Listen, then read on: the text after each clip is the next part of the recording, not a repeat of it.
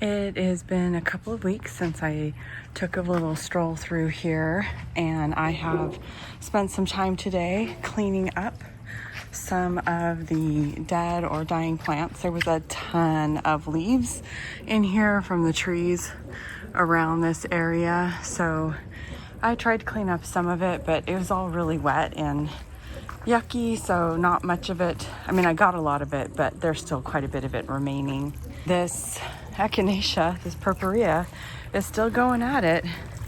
It's got a little beautiful flower on it, and it's not going to fully form, I don't think, but it actually has several other buds on it, which surprises me for this time of year. I was tempted to cut it back, but since it was pretty, I left it. Anyway, now that I've done some of this cleanup, more needs to be done, but I ran out of room in my green bin. Cleaned up the gladiolus. So lots more cleaning up left to do, but it's looking pretty. Like that over there.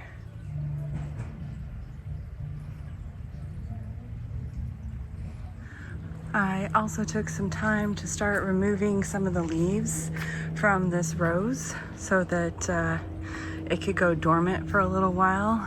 I spent a good amount of time. Doesn't look like much is gone, but I did strip quite a few leaves off, and I figure I'll just spend 20 minutes or so every few days stripping leaves off, and then hopefully by the time it's time to trim it up in about a month, it will be almost completely leafless. Here is an interesting thing. I believe that is a sweet pea, and I have not planted any new sweet pea seeds in this space, so maybe that is something growing back, a seed that finally germinated a year later. I don't know, but I was kind of surprised to see that show up. This does it for a little cleanup video. Things are looking much better. Thank you for joining me for my garden journey.